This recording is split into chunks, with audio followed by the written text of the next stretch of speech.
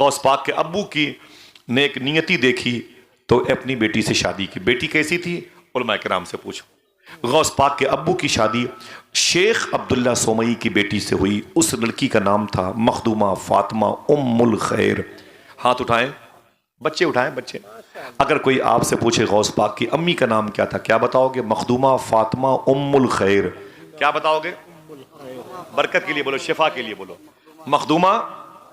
ان کے بھی روزے پر میں نے حاضری دی ہے. صبح کے 3:30 بجے تھے، بس لگی تھی، وہ ٹیلی فون نمبر لکھا تھا. ڈرائیور کو بلایا، میں نے کہا اس پہ فون کرو. آستانہ معمول کے مطابق تھا.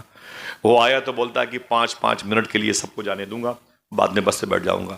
میں نے کہا ارے میاں تم پہلے گیٹ تو کھولو.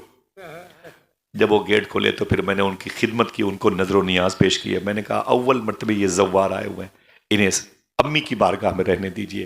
حضور غوث پاک کی بارگاہ میں 2-2.5 گھنٹے تک ہم لوگ بیٹھے رہے، روتے رہے کہ میرے شیخ کے صدقے میں آج امی کی بارگاہ میں حاضری ہوئی.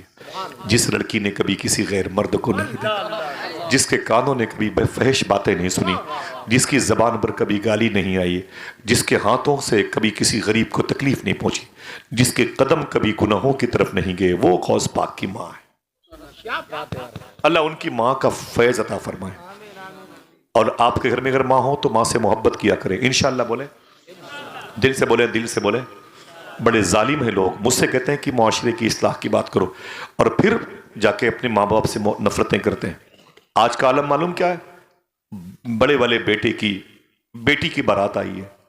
جب اس سے کہا جاتا ہے تیری ماں کہاں ہے، تو وہ کہتا ہے کہ ماں کمینی ہو گئی ہے. اپنی ماں کے بارے میں بولتا ہے ماں کمینی ہو گئی.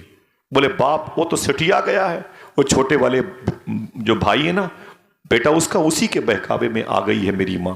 وہ کمینی، میں موت زندگی کا میرا ساتھ چھوٹ گیا. سگی بیٹی کی بارات آنے والی ہے، اپنی ماں کو دعوت نہیں دی. دوست کہتے ہیں یار پاگل ہو گیا، بلا لے ماں کو. تو دل پہ پتھر باندھ کے جائے گا. اماں سے کہے گا چلو بارات آنے والی ہے. ماں رونے لگتی ہے، آنکھ سے آنسو نکلتے ہیں، ٹوٹے ہوئے چشموں کے شیشے پر جاتے ہیں. وہی آنسو وہی شیشوں کو صاف کرنے کا سبب بنتے ہیں.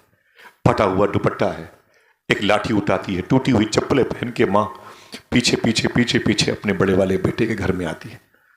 بہو نے دیکھا تو گھور کر کے دیکھا، پوتی نے دیکھا تو اسے ناراض ہو گئی. پھر آ گئی بوڑھی میرے گھر. باپ نے کہا صبر کرو ابھی چلی جائے گی. ماں بیٹھ گئی آنگن میں.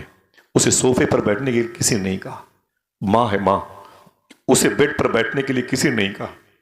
زمین پر بیٹھی، وہاں جہاں پر غریب عورتیں پلیٹ دھلا کرتی، جہاں پلیٹیں دھلا کرتی نا عورتیں بیٹھ کے، وہیں پر ماں بیٹھی ہے، وہیں پر ماں بیٹھی ہے. 2-3